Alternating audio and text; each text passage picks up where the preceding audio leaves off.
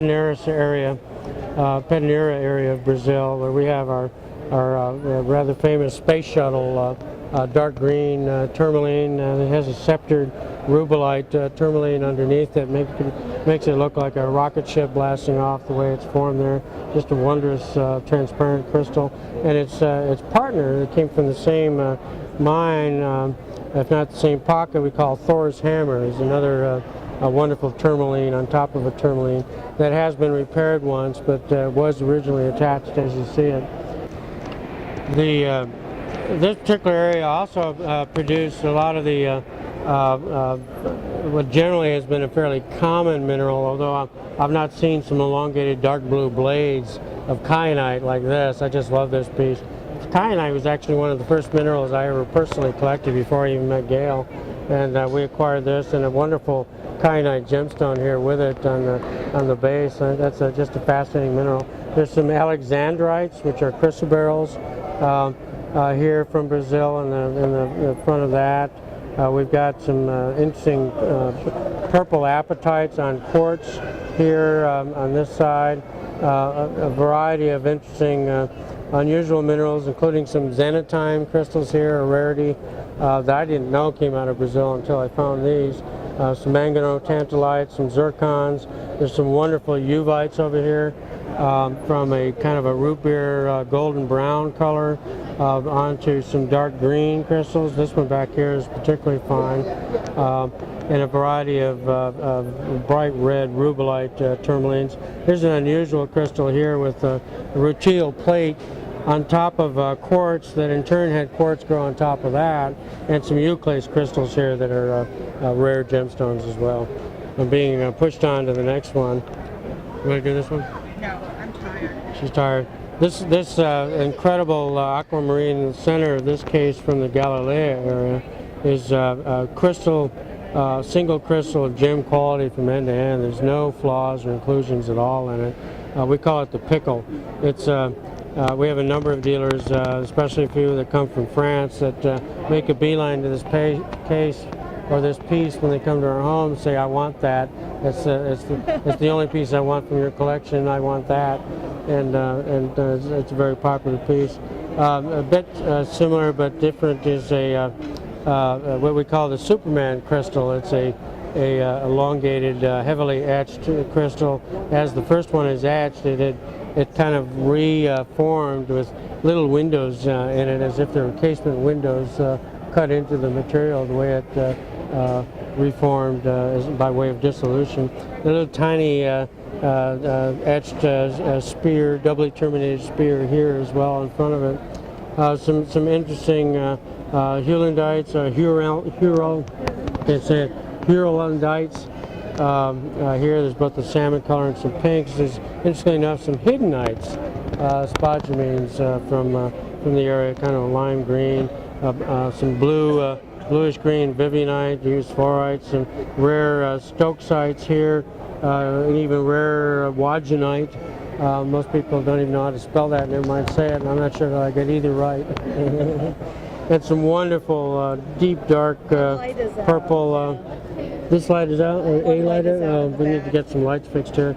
But this is a dark violet spodumene kunzite that they typically take these crystals and cut them into gems from this area.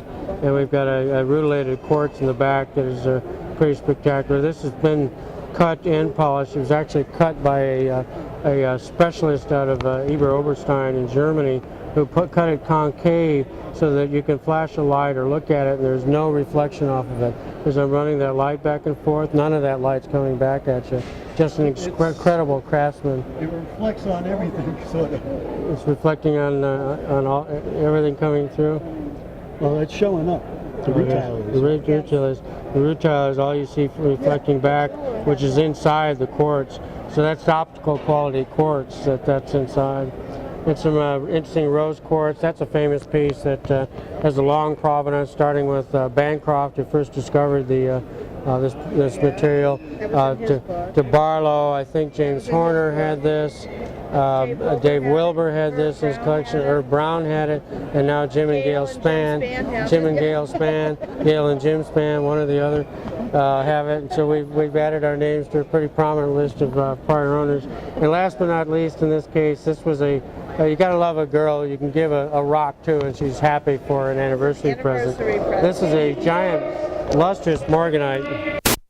This is a wonderful lustrous morganite that has an aquamarine embedded in it, so it's included by a large aquamarine, you can see, and bright green tourmalines all around it. So it's this is from the Urucum area, but not the classic Urucum material that has black tourmalines and what is thought to be schorl, but may in fact be a dark green tourmaline on it. From that area. This has become a recent find, or at least a recent acquisition. Has become pretty famous in a hurry. We call it a tree. It's a hydroxyl apatite from the Spann mine in Brazil. This piece has been is featured in the current issue of Mineralogical Record. They have a locality article, and this is photo number 1 on their article on Sapo. A variety of, in this area you also find the Jonas rubelites, bright red, burgundy red tourmalines. You want to say something? I wanted to mention on this, they found many pieces in the bottom of the pocket. And a woman named Louise, who's married to Louise, pieced them together. And this one has the least amount of repairs with 3 putting it back together, but some of them had many pieces. She was a patient woman. In this area, they also find these wonderful transparent burgundy red spessartines, garnet crystals that are kind of these interesting stepped, etched material. There's a few examples here, and this one piece here we call the keystone piece. That spessartine is a floater. It can be removed and pulled back out, and then fits right back in and locks in place and into the key of the pocket, the keyhole of the pocket as a result. Moving quickly on to the last case here. This is material from the Virgin Jalapa area of Brazil with a wondrous natural blue topaz right here in the center. That was in Steve Smale's collection for quite a long time. It was in John Barlow's collection, so it's in his book as well. And we put a little a brilliant gemstone from this material in the front here. We've got a dark blue topaz in the back corner here from the same material with some cookite on it. There's another one over here from the more recent finds from that area.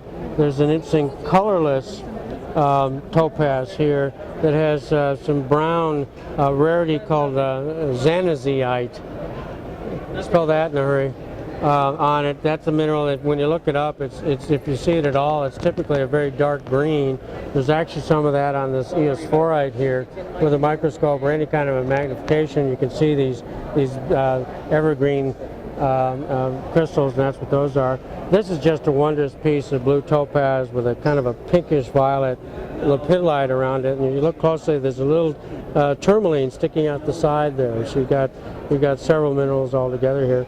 And last, well, not last, but next to last is a dark purple herderite. This is one of the largest known in the world. This